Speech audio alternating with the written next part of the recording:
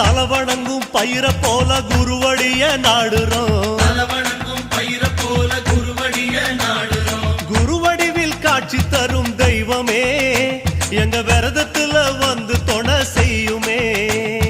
குருவடிவில் காட்சி தரும் தெய்வமே எங்க விரதத்துல வந்து